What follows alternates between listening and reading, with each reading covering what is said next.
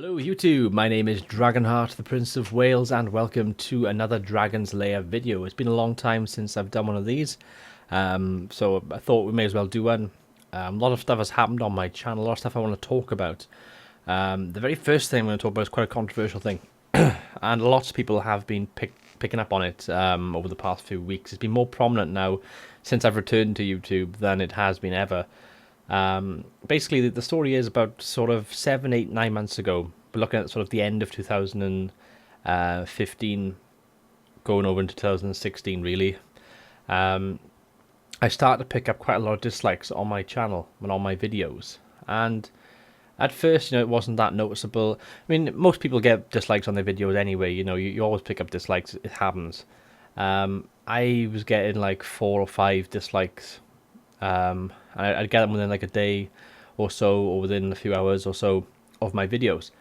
Now lately, my videos have been getting like 7, 8, 9 dislikes in some cases, and I mean, it's not really an issue. It's not really an issue at all because dislikes count as channel interaction. If you dislike a video, like a video, comment, share, it all counts as interaction on that video. Any interaction goes into the analytics and statistics of YouTube, and it shows that video has been talked about and been interacted with. And if that's the case, then it's more likely that that channel and that video gets promoted. So really, it helps my channel more than anything. But obviously, it's quite annoying because, like, I'll give you an example. I uploaded my part 3 of my Vampire Accounts Let's Play last Friday. It went up at 4 o'clock BST, my time, UK time, and I was actually on my way home from work. I finished early on Friday, and I was looking at my phone just to see, any likes and dislikes and stuff.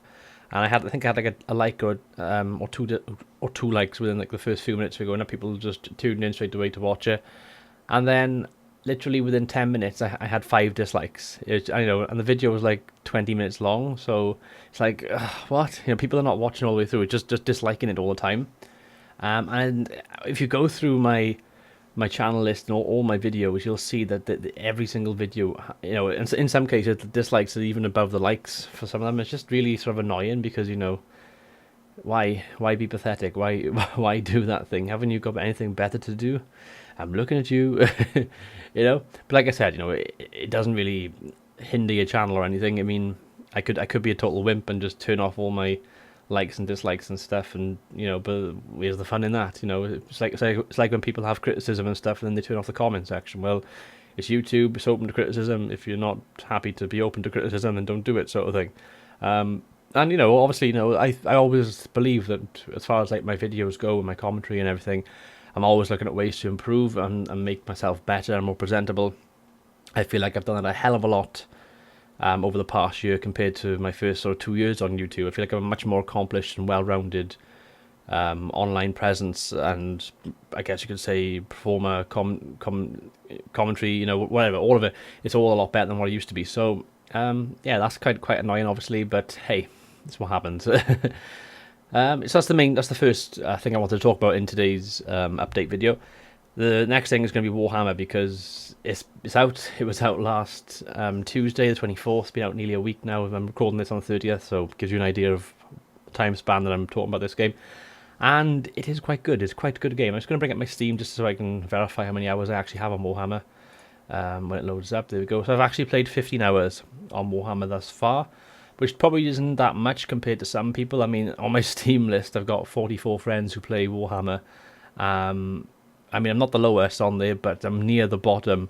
I recently took part in a tournament. It's the Mr. Smart Donkey and Officially Devin tournament for Warhammer, where you have 15,000 unit funds, you have 1 legendary lord, you have 2,500 to spend on war machines and beasts, basically. It was quite a good tournament. I mean, I'm probably giving away the results. I don't want to give away the results, but tough. But it was very enjoyable. But I'm still again used to online battles. That was actually my first online battle, by the way, in this tournament. I played against Hacksaw the Hunter. I've actually recorded them as well. I forgot to save the replays, which you're supposed to do for the tournament, but I ended up recording them anyway for myself. So they'll be up on the weekend. I'll put them up on the weekend, just a little bonus for you guys to see some online battles of Warhammer. But he played really well, and it was quite tight at one stage, and I did do quite well considering. But I'm still like a noob when it comes to Warhammer, learning some of the units and stuff, which is why I'm doing unit overview videos, because it gives me a chance to hone in on units, look at them effectively, look at their stats and stuff, and go, right, this is what this is you're good at, this is what a Vargulf should be, this is how you should use them effectively, this is what a Direwolf is, this is how you should use them effectively, and do that sort of thing. I'm going with vampire accounts, obviously, because I've got a campaign on vampire accounts, so I'm more familiar with their units than with most of the other factions at the moment. And also with the tournament as well. I mean, you've got like Legend of Total War, who's got like 400 hours on the game. I'll give you an idea now. Let's go on my Steam's friend list. So I've got like 15.5 hours.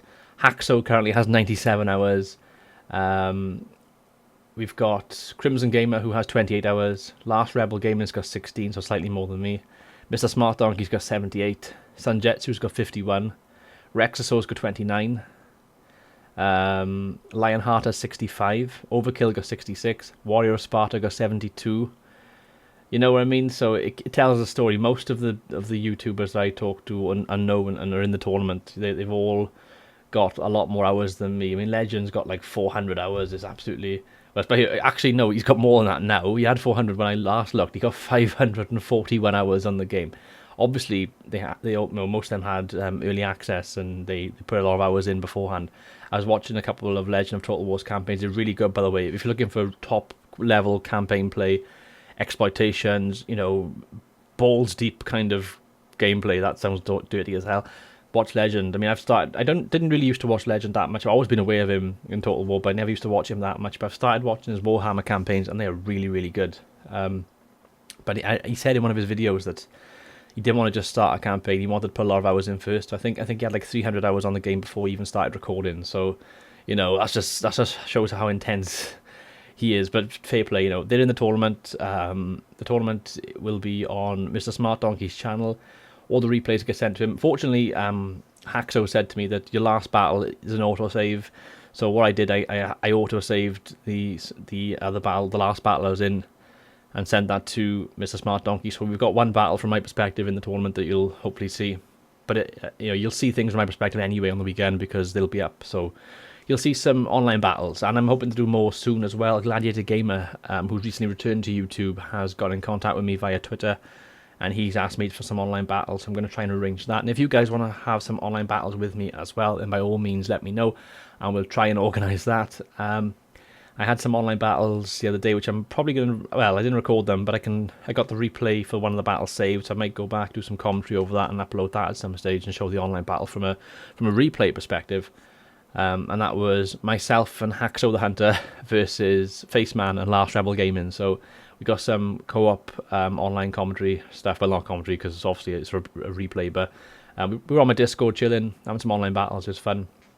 So I'll try and get that done at some stage this week if I get time. Got more vampire accounts. I've actually backlogged it up until episode 11, and the 11th episode will be up on the 8th, which is next Wednesday. So I got everything up until the 8th right now with the vampire accounts. Every single day at 4 PM my time, there'll be a vampire accounts episode. Every weekday, I should say. I've excluded weekends. I've just kept it a weekday thing. Weekends are for online battles and kind of mayhem and that sort of that jazz. The other thing as well with Warhammer, I have a Dwarves campaign, which is a live stream. I did 2 live streams so far. One was on Friday just gone. One was yesterday, which was Sunday. The bank holiday slowed me a little bit, but it was on Sunday, which is really good, although I'm getting it screwed over slightly. Both campaigns we're doing right now, it's like, oh shit, this could go wrong sort of thing.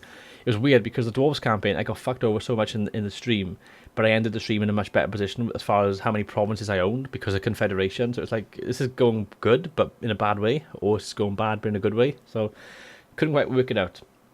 Also, Lord Rexasaur has emailed me and been in contact with me recently over his tournament. He's hoping to start that. I think he said the 6th of June onward, which is next week, of course. The rules are pretty similar to what the tournament with Mr. Smart Donkey was. So I've got some army builds pre-built, pre-saved on my Warhammer, which I might test at some stage. I'm actually going from a more online battle type of thing at the moment with this game. Usually, like with Total War, if we say, for example, I put 100 hours into a Total War game, about 90 hours of that is usually campaign play. But at the moment, it's pretty even. I've got, like I said, 15.5 hours I've done. I would probably say 4 hours has been online, so it's not too bad. You know, as far as percentages go, it's a bit more than I usually would. So, yeah, I'm having lots of fun. Warhammer's been great. There's things they could improve upon, of course. I mean, there's some balancing with some of the units they have to sort out. Some stuff with magic they have to sort out. There's some campaign stuff which they could improve upon as well. As far as the units go, the online battle thing needs to be balanced because you can pick like demi-griffs and they're just so overpowered. The magic thing, if you've got an opponent that's playing on like, if he's not playing an ultra unit scale and you've got Manfred von Carstein against you using the Fate of Bajuna, then you're just going to wipe units out straight away and it's just going to wipe out an army. So you've got to like play on ultra. If you're against someone that's got a shitty laptop computer and perhaps can't run it at the full settings, then you know you can have a big advantage if you're playing as the vampire account. So there's things they need to patch. The game does need a few patches. It's been a good release. I'm so happy that it's had a good release, and the fact it's a fantasy game that's they've proven they can do fantasy. CA has proven they can do fantasy, and that gives me a lot of encouragement because what's to say that in a few years' time other franchises could get the rights for like, well, it's a long shot. It's a long shot, but they could get the rights for Lord of the Rings and actually do a proper third age, a real one they actually develop and work on. Game of Thrones, if HBO, George R. R. Martin agreed to it, they could have that, and that would be amazing, because you actually got the houses and different units and stuff, Reach Crossbowman, I love Reach Crossbowman. You could have like special units then, like Daenerys with the dragons, etc. But you've got to like have a story-based quest perhaps, because they got quests in this game in Warhammer, so it's possible. You know what I mean? They could tie it into the show and the books. There's so many possibilities. They could do a lot in the future as far as the fantasy elements go, and they could do like every few years a historical game and a fantasy game are released. A few years later, the same again, and that would be great. So like you'd have Medieval 3 in like a few years' time. You'd have Game of Thrones Total War. It'd be awesome. Anyway, I'm going to end this video here. Thank you for watching, guys. I've been Dragonheart, the Prince of Wales. Until next time, goodbye.